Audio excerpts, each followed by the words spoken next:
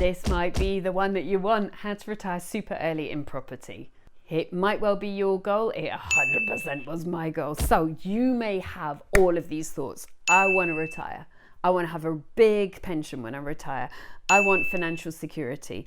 I want to live life on my terms. I don't want to be in the rat race anymore. I don't want this job anymore. I don't want this boss anymore. I want to travel the world. Like, I live here in Bristol, and I also live in Barcelona, where I own my home. They're both my homes. I bought it for myself as a present a couple of years ago. It's 9 minutes from the sea, which is why I've got so many freckles just now, because I flew back yesterday.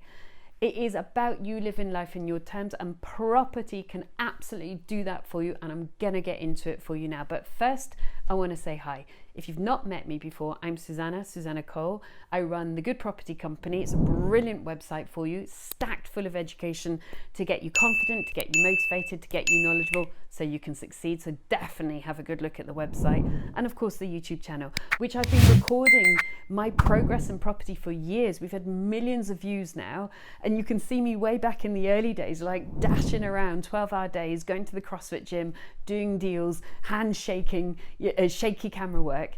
So you can see where it's come from. Yeah, it's not slick and polished in the early days. So let's get into it. There are 4 key areas. Oh, sorry, I should have said, do like and subscribe, because I have planned a year's worth of videos for you guys, and I'm super excited about the combination of questions you guys have asked, and also the key important things I think you need to know that are really critical for your success. So subscribe to the channel, because I have got videos ready for you for the whole year coming. I'm really excited about the filming schedule and the content of the videos I'm going to be giving you for your success.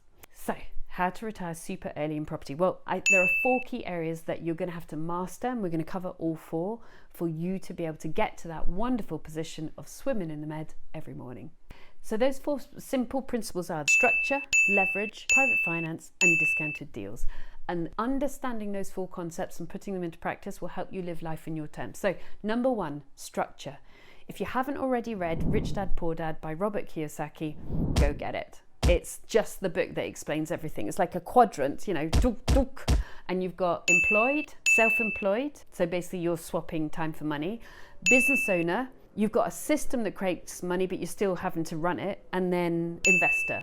That 4th quadrant down here is the only quadrant. So you've got members, employed, self-employed, business owner, and investor. That is the only quadrant effectively where you don't swap time, handcuff, for money. Your properties make you money, and you don't need to put the hourly rate in. So the structure of property being an asset that pays bills is how you can live life in your term. The second one is leverage, and this is where property is amazing, and we are so lucky in the UK because the really buoyant buy-to-let market and the really buoyant buy-to-let lending market as well, and really buoyant bridging market as well. So leverage meaning, well, you know, leverage. There you go, that explained it, didn't it?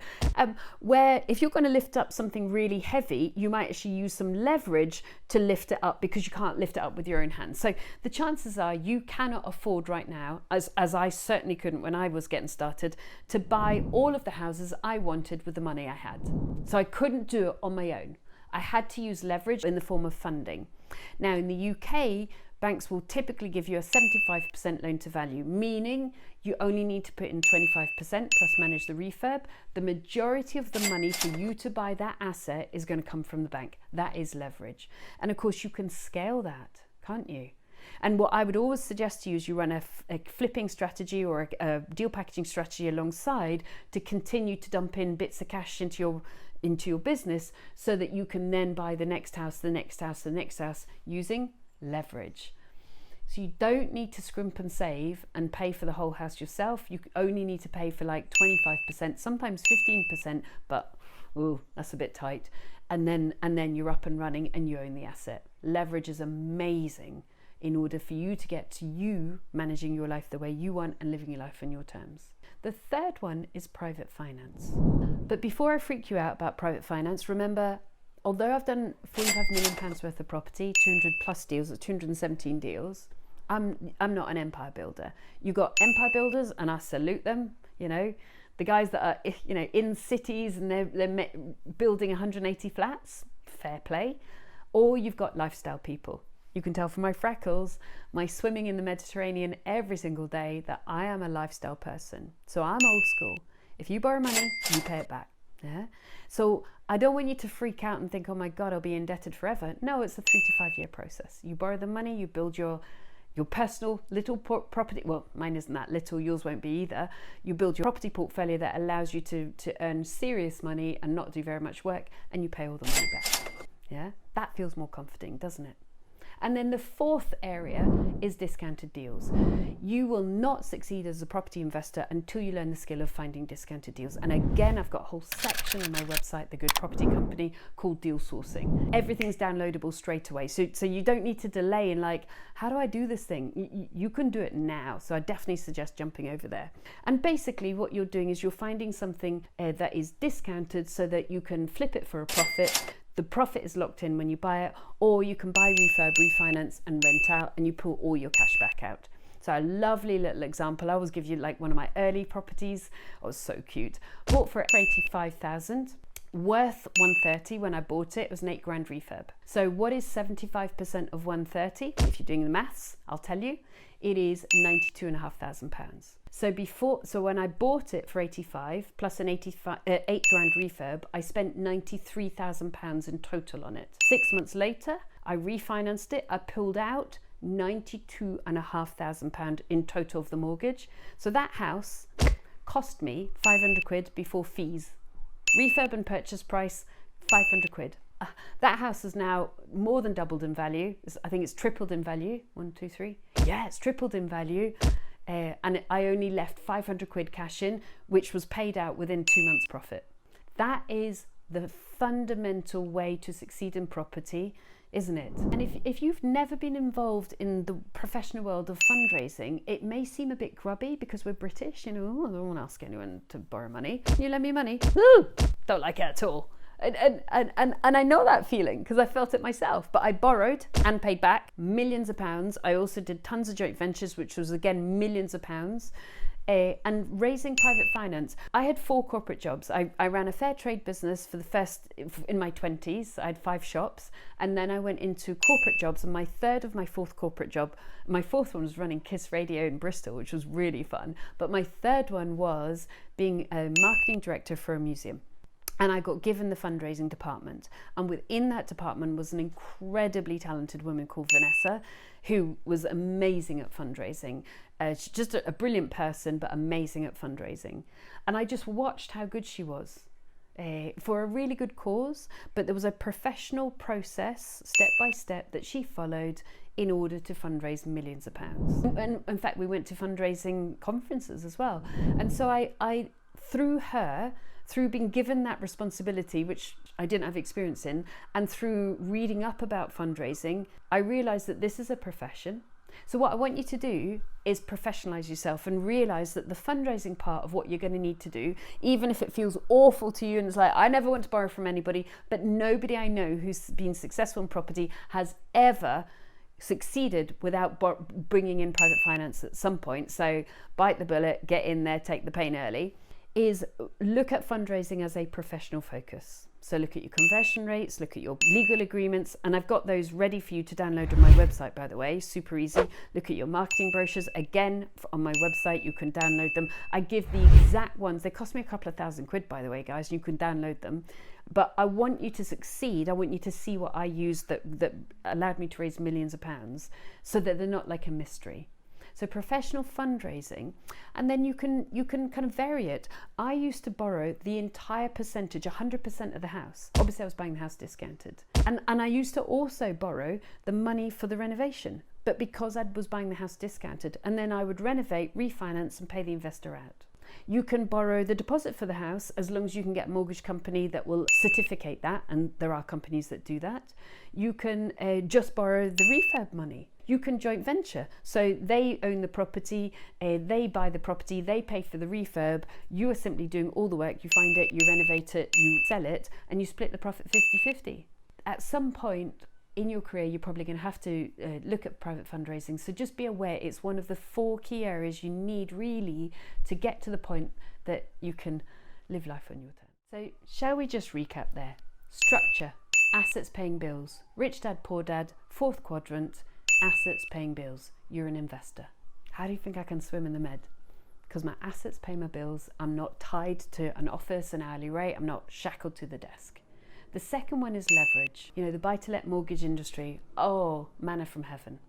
The third one is private finance. I know. But it's a 3 to 5 year strategy. You pay all of it back. It allows you to get to where you want to be. And the fourth one, which is non-negotiable, is finding those deals discounted so that you can pay your investors back. You can flip for a profit. And you know what? It's a really simple process to find them. Honestly, it really is. We did over 200 of those. So it sounds simple, doesn't it? That is how to retire early with assets paying bills.